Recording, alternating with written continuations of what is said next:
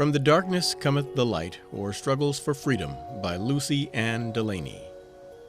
Dedication, Preface, and Chapter 1. Dedication. To those who by their valor have made their name immortal, from whom we are daily learning the lessons of patriotism, in whom we respect the virtues of charity, patience, and friendship as displayed towards the colored race, and to those whose deeds crowd history's pages and time's great volume make, is this little volume reverently dedicated. The Grand Army of the Republic. Preface. So many of my friends have urged me to give a short sketch of my varied life that I have consented and herewith present it for the consideration of my readers. Those who were with me in the days of slavery will appreciate these pages, for though they cannot recur with any happiness to the now shadowy past or renew the unrenewable, the unaccountable longing for the aged to look backward and review the events of their youth will find an answering chord in this little book. Those of you who have never suffered as we have, perhaps may suppose the case, and therefore accept with interest and sympathy the passages of life and character here portrayed and the lessons which should follow from them.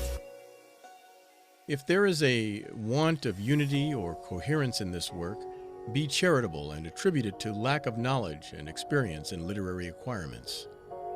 As this is a world of varied interests and many events, although we are each but atoms, it must be remembered that we assist in making the grand total of all history, and therefore are excusable in making our affairs of importance to ourselves and endeavoring to impress them on others.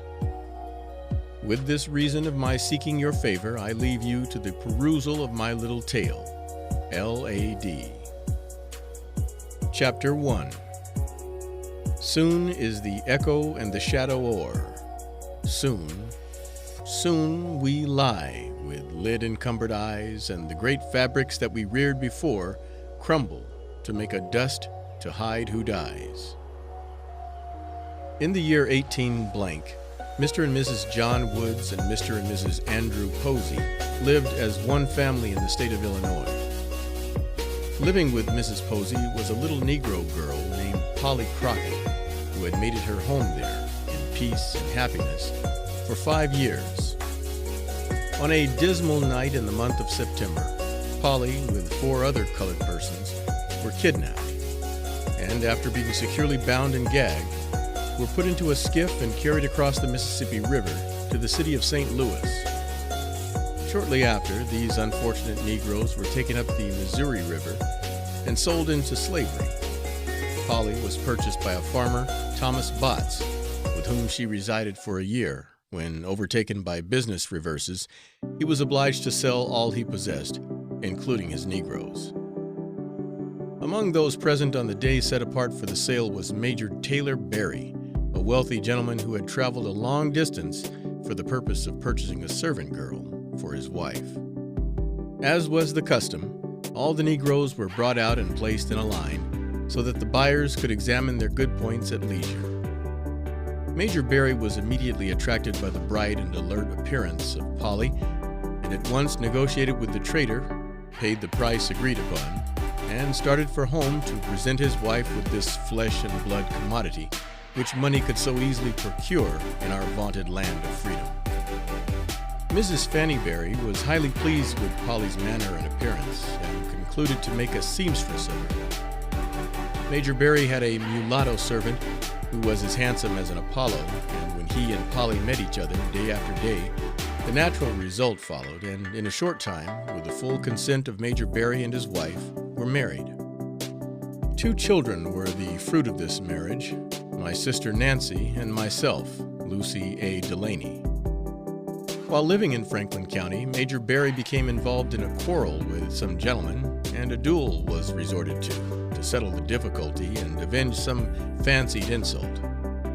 The Major arranged his affairs and made his will, leaving his Negroes to his wife during her lifetime, and at her death they were to be free. This was his expressed wish. My father accompanied Major Berry to New Madrid, where the fatal duel was fought, and stayed by him until the end came.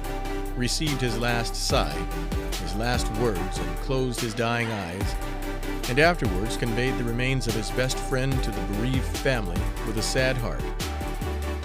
Though sympathizing deeply with them in their affliction, my father was much disturbed as to what disposition would be made of him.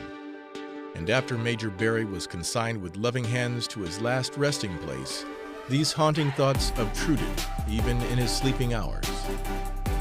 A few years after, Major Berry's widow married Robert Wash, an eminent lawyer who afterwards became judge of the Supreme Court. One child was born to them who, when she grew to womanhood, became Mrs. Frances W. Good, whom I shall always hold in grateful remembrance as long as life lasts. And God bless her in her old age is my fervent prayer for her kindness to me, a poor little slave girl. We lived in the old Wash mansion some time after the marriage of the judge until their daughter Frances was born. How well I remember those happy days. Slavery had no horror then for me as I played about the place with the same joyful freedom as the little white children. With mother, father, and sister, a pleasant home and surroundings, what happier child than I?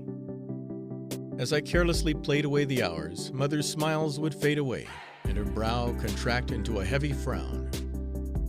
I wondered much thereat, but the time came, only too soon, when I learned the secret of her ever-changing.